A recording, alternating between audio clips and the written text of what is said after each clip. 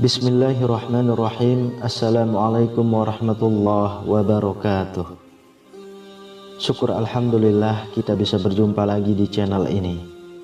Salawat dan salam selalu dan tetap tercurahkan kepada junjungan kita Nabi besar Muhammad sallallahu alaihi wasallam. Allahumma sholli ala sayyidina Muhammad wa ala ali sayyidina Muhammad. Harapan dan doa saya semoga saudaraku semuanya selalu diberikan kesehatan, dilapangkan rezekinya, diampuni dosa-dosanya, dan dipanjangkan umurnya. Amin ya rabbal alamin. Sahabat beriman yang dirahmati Allah, wudhu memiliki kedudukan yang penting dalam agama Islam. Tidak sahnya wudhu seseorang dapat menyebabkan sholat yang ia kerjakan menjadi tidak sah. Sedangkan sholat adalah salah satu rukun Islam yang tidak dapat ditawar-tawar lagi. Oleh karena itu, merupakan suatu kewajiban bagi setiap muslim untuk memperhatikan bagaimana dia berwudu. Nabi SAW bersabda, tidak diterima sholat yang dilakukan tanpa wudu, dan tidak diterima sedekah yang berasal dari harta yang didapat secara tidak halal.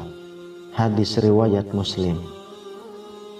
Oleh karena itu, berikut ini 10 kesalahan yang sering dilakukan oleh kaum muslimin pada tata cara berwudu. Yang pertama, tidak membaca bismillah. Rasulullah SAW bersabda, tidak sempurna wudu seseorang yang tidak membaca basmalah. Hadis riwayat Ahmad. Yang kedua, tidak sempurna membasuh anggota wudu. Tidak sempurna dalam membasuh anggota wudu dan mengakibatkan ada sebagian anggota wudu yang tidak terbasuh oleh air.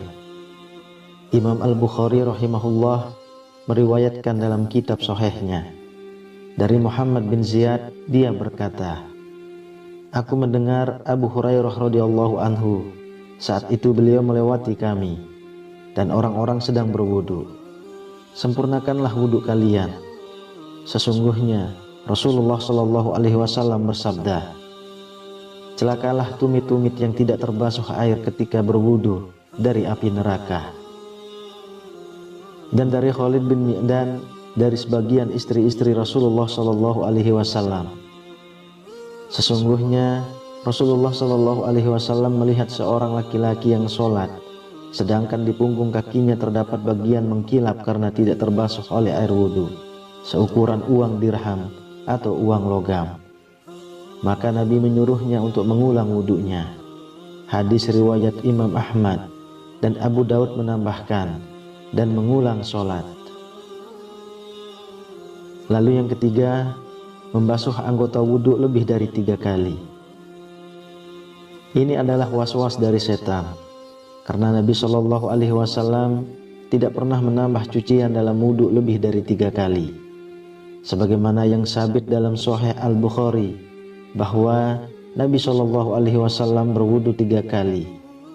Maka yang wajib atas seorang muslim adalah membuang semua was-was dan keraguan-raguan yang muncul setelah selesainya wudu, dan jangan dia menambah lebih dari 3 kali cucian untuk menolak was-was yang merupakan salah satu dari tipuan setan.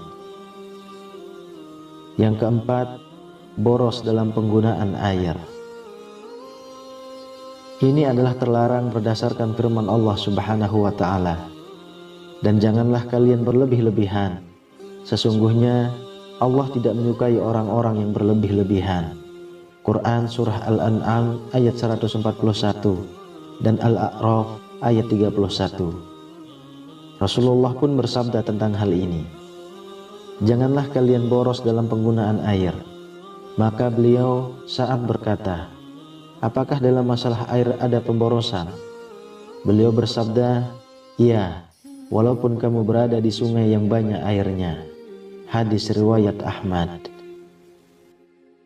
Yang kelima, menyebut nama Allah di dalam WC atau masuk ke dalamnya dengan membawa sesuatu di dalamnya terdapat zikir kepada Allah. Ini adalah hal yang makruh, maka sepantasnya bagi seorang muslim untuk menjauhinya. Dari Ibnu Umar radhiyallahu anhu, beliau berkata, ada seorang lelaki yang berlalu sementara Rasulullah Shallallahu Alaihi Wasallam sedang kencing. Maka orang itu pun mengucapkan salam, tapi Nabi tidak membalas salamnya. Hadis riwayat Muslim. Hal ini karena menjawab salam adalah termasuk zikir. Yang keenam, beristinja atau mencuci dubur setelah buang angin. Tidak ada istinja ketika buang angin atau kentut. Istinja hanya pada buang air kecil dan buang air besar. Maka tidak disyariatkan bagi orang yang kentut untuk beristinja sebelum berwudu, sebagaimana yang dilakukan oleh sebagian orang. Imam Ahmad rahimahullah berkata, tidak terdapat dalam Alkitab, tidak pula dalam sunnah Rasulnya adanya istinja dalam kentut. Yang ada hanyalah wudu. Yang ketujuh, tertidur kemudian tidak mengulang wudu. Sebagian orang tertidur di masjid, kemudian apabila iqamah dikumandangkan, dibangunkan oleh orang di sebelahnya, lalu langsung bangkit sholat tanpa berwudu lagi. Orang yang seperti ini wajib baginya untuk berwudu, karena dia lelap dalam tidurnya. Adapun kalau dia sekedar mengantuk dan tidur ringan, sehingga masih mengetahui siapa yang ada di sekitarnya, maka tidak wajib baginya untuk berwudu lagi. Yang kedelapan, meninggalkan istinsya dan istinsyar. Istinsya adalah menghirup air lewat hidung sampai ke pangkal hidung, dan istinsyar adalah mengeluarkannya air yang dihirup tadi dari hidung. Sebagian kaum muslimin ketika berwudu hanya memasukkan jarinya yang basah ke dalam hidung. Dalil tentang istinsya dan istinsyar adalah hadis yang terdapat dalam Sahih Al-Bukhari. Dari Humran, beliau menyifati wudu Utsman radhiyallahu anhu. Kemudian ia memasukkan tangan kanannya di bejana, lalu ia berkumur, menghirup air ke hidung dan mengeluarkannya. Dan Nabi Shallallahu Alaihi Wasallam bersabda, barang siapa berwudu, hendaklah ia menghirup air ke hidung dan mengembuskannya kembali. Dan barang siapa yang melakukan istijmar atau bersuci dari buang air besar dengan batu, hendaklah melakukannya dengan ganjil atau tidak genap.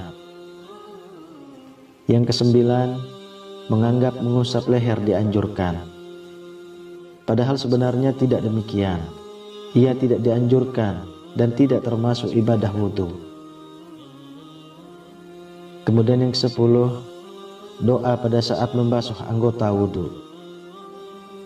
Imam An-Nawawi berkata, doa-doa ini, yakni doa-doa pada saat membasuh anggota wudu, tidak memiliki dasar. Dalam fatwa Lajnah Daimah nomor 2588 dikatakan, tidak ada doa dari Nabi Shallallahu Alaihi Wasallam pada saat membasuh dan mengusap anggota wudu. Dan doa yang disebutkan dalam hal ini adalah bikinan orang tidak berdasar. Yang diketahui secara syar'i adalah basmalah di awal wudu, mengucap 2 kalimat syahadat di akhir wudu, ditambah dengan ya Allah, jadikanlah aku termasuk orang-orang yang bertaubat, dan jadikanlah aku termasuk orang-orang yang bersuci. Wallahu a'lam bishawab.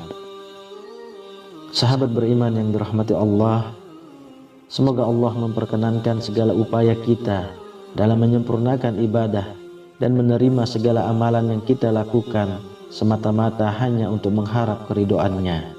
Amin ya rabbal alamin. Demikian yang bisa saya bagikan, semoga bermanfaat untuk kita semua. Assalamualaikum warahmatullahi wabarakatuh.